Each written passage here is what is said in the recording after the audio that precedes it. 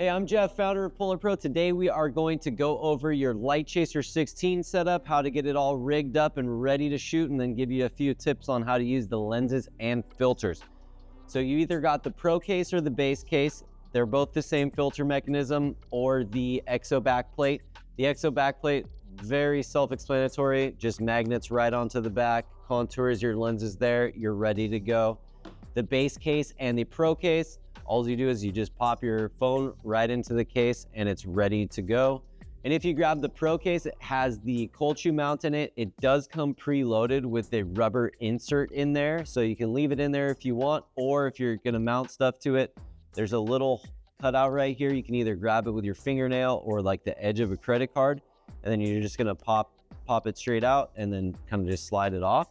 And then any of your cold shoe mounts will just fit right in there. So this is the mounting plate. Just drop it in there. Quickly rotate the knob. You're locked. You're ready to go. You've got the flip defender, which will come pre-installed.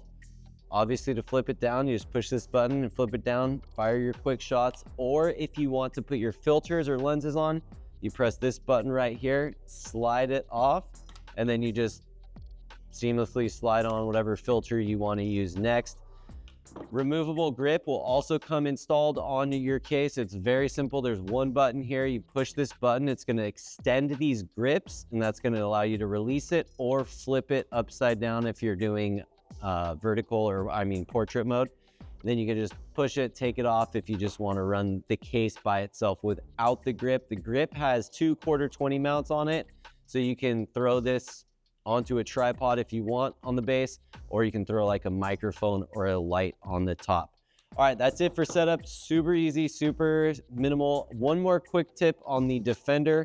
When you are putting your defender back on, it's usually easier if you actually have this flipped down and you just push it over and get it locked in there, and then you can just flip it up.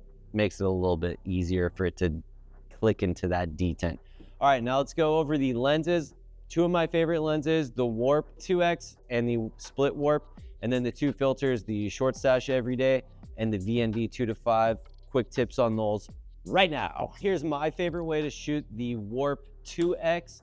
Just slide this puppy on and it's gonna create a wild orb around the edge of your frame. I like to shoot this thing at like 1.5x, a little punched in off of the 1x, which is just gonna throw light in a crazy, crazy way. So come on, I like to use this app called 1998 Cam, which gives it this really cool vintage vibe. So you can see it's just completely thrown, taking this boring subject in the background.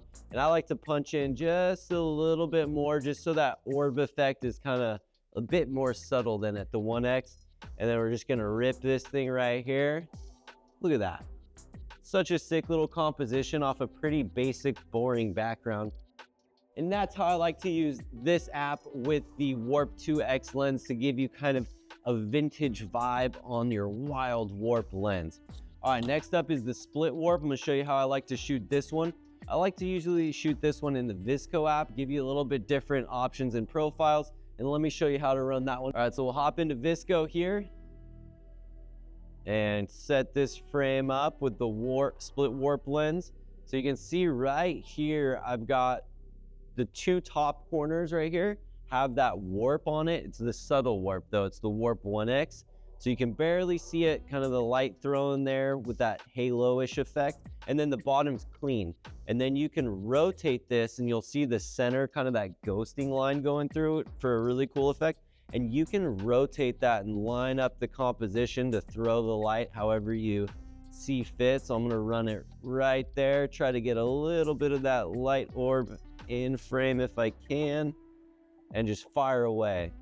All right, so the cool thing I like about Visco is it's like really ready to go out of the gate. So I can throw like whatever color preset I want on this. We'll just go with that. But my favorite part is to throw this thing right here on the frames, like a 35mm little vibey frame. Yeah, I like that. There we go. Apply. Boom, ready to roll, straight in camera, like 2 seconds of work. Love that Visco app with the Split Warp lens. All right, let's move on to the filters now. Short Stash Everyday, super easy filter to shoot, which is a polarizer and a quarter strength black mist filter combined. So you just work that polarizer by rotating the outer frame. That's going to reduce reflections. And then you've got the built-in blackness, which is just going to give you nice, smooth highlight roll off and a little bit of diffusion to your photos, giving it kind of a filmic look. And when I'm shooting with it, I like to kind of match that vibe and aesthetic with this app called Mood.Camera. You can set your film profile and then the amount of grain you want. It's really cool, creates a total vibe. Check it out. All right, so I've got the polarizer here. You can just look at those cabinets there as I rotate the polarizer, cutting a little bit of reflection there. I am going to take all that reflection out, leave it right there. This app's sweet because I'm just gonna fire away and a pretty much boring normal frame is gonna get turned into absolute nostalgia. This thing goes wild. So I like pairing this app with this filter, just kind of create those filmic aesthetic vibes straight in camera. It's beautiful, super fun to shoot with. And the final filter we'll talk about today is the VND 2-5. This thing has one objective and one objective only: to capture cinematic shutter speed when you're shooting video.